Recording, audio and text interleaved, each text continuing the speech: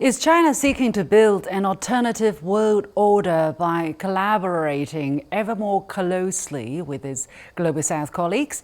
Recently, China elevated its relations with all African countries that have diplomatic relations with the country to a strategic partnership level after welcoming over 50 African leaders to Beijing for the Forum on China-Africa Cooperation. A few days later, China, Latin American and Caribbean countries held the first ever joint roundtable on human rights cooperation. And right now in the capital, China is currently hosting the 11th Xiangshan Forum with a dedicated plenary session focused on multipolarity and the evolving international order.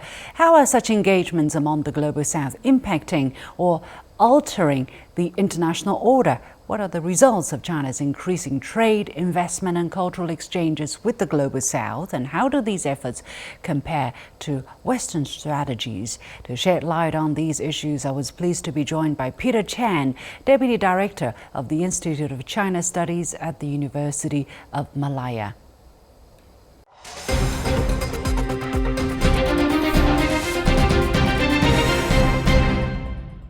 When you look at the optics coming out of Beijing, you feel that there is a real, almost like-minded group of people who believe in economic partnerships but not military alliance. Is that what is really happening in your eyes? And without the military alliance, without without discussing forging military ties, how does the Global South approach achieve security and peace in the world?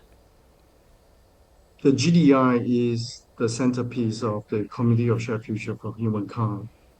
But we need a stable, peaceful environment, global environment in which to bring about social economic well-being and prosperity. Of course. So the Global Security Initiative is critical, is an important part of the Committee of Shared Future for Humankind.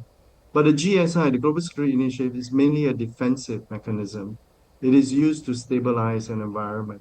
It is not used to project power or domination or colonization. It is mainly to stabilize, to secure an environment in which we can grow and economically prosperous. So I think GSI, it will have to be there, but I think the Chinese understanding of the GSI is extend beyond the military. From what I read, the security component here includes environmental security, pandemic security, so digital security, Food AI security. security. Yes, it's very comprehensive. It is not just military. We need to have a safe, secure environment to coexist. And the Chinese version of this global security initiative is absolutely comprehensive. It doesn't just covers the military dimension. So we need to work together, everyone, and in all the dimensions in which to bring about a truly peaceful and stable community with a shared future for humankind. Well, some people would say, as a devil's advocate, people would say China is also developing a modern military force. China aims to have a modernized national defense force by 2049, and China is also building up its capabilities in terms of navy, in terms even going to deep blue navy areas. Some would say that is contradictory to China's call for global peace and security, or its claim that its military buildup is defensive in nature. What would your response be? It's absolutely defensive. I mean, you need any strong power needs to have a defense industry, a defense power to protect its own objectives and strategies. To the extent that China is modernizing its military, it is mainly as an act of a reaction to what it perceives as threat from abroad. It is mainly modernization to act as a deterrent against potential adversaries that may not have China's interests at heart. China has all its rights to modernize its military as a defensive mechanism. And I believe that's what China's modernization of the military is for, mainly for a defensive sort of mechanism.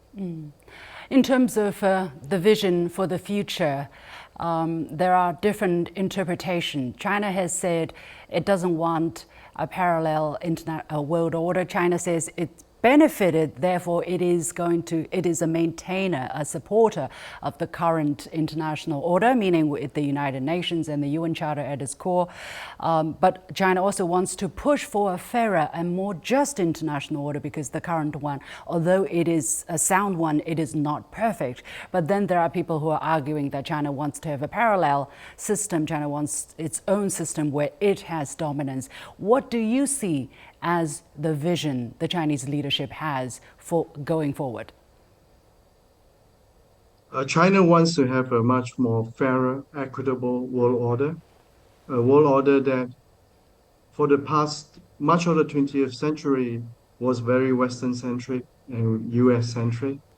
That has not benefited for much of the non-West, the non-West world.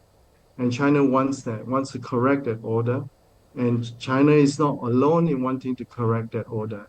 Many of the countries in the global south wants to have a fairer and more equitable world order as well.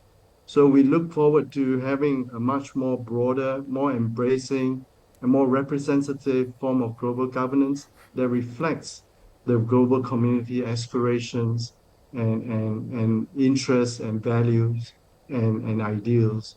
So I think China is taking the lead, but it is not China alone that is wanting to bring about change to the global order. But a lot of the developing world of the global south wants to see that change as well.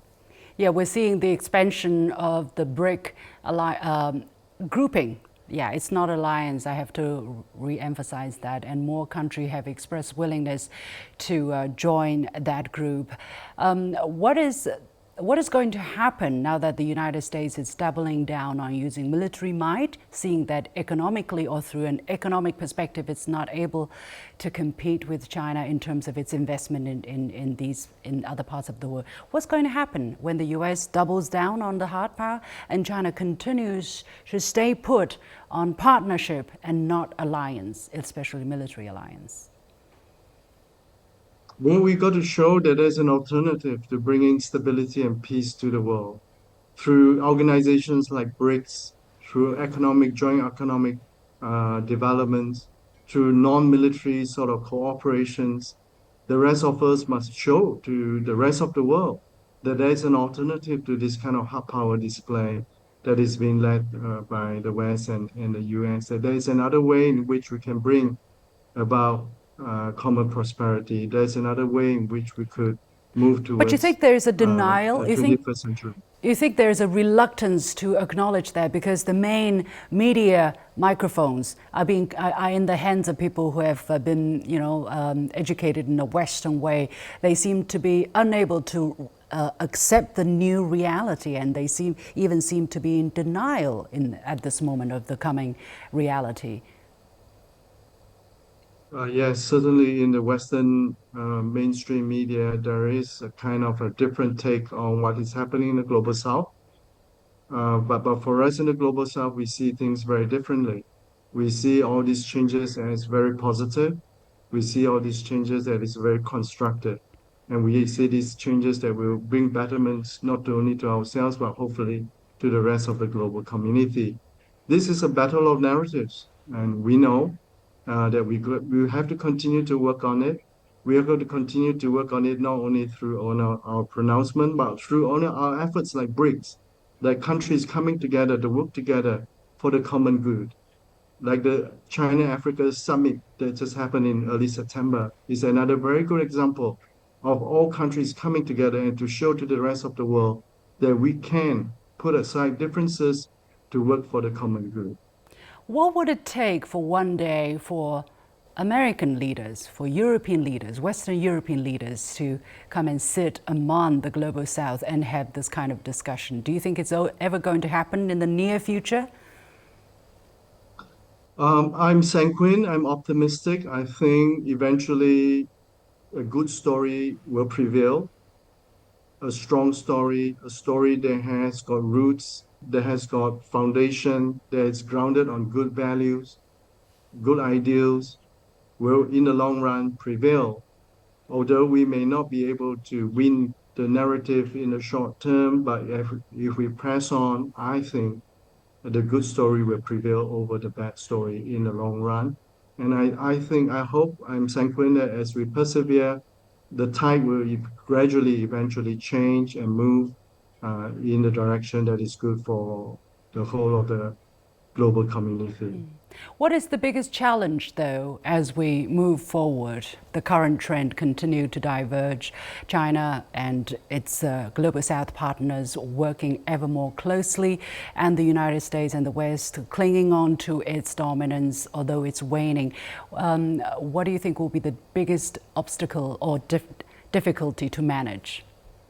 Let me answer it this way. I think for us in the global south in China, we must continue to be focused and single-minded in working on our common good and work on sharing our sort of aspirations and not be detracted by the detractors that has no interest in our ultimate well-being.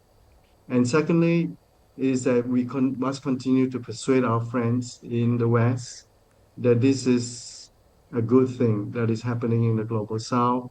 They need not feel threatened, and they can be part of this wonderful, amazing story that is happening right now in human history, where a huge, sizable portion of the human population will be experiencing unprecedented socioeconomic development. And this is truly a historic moment in our times.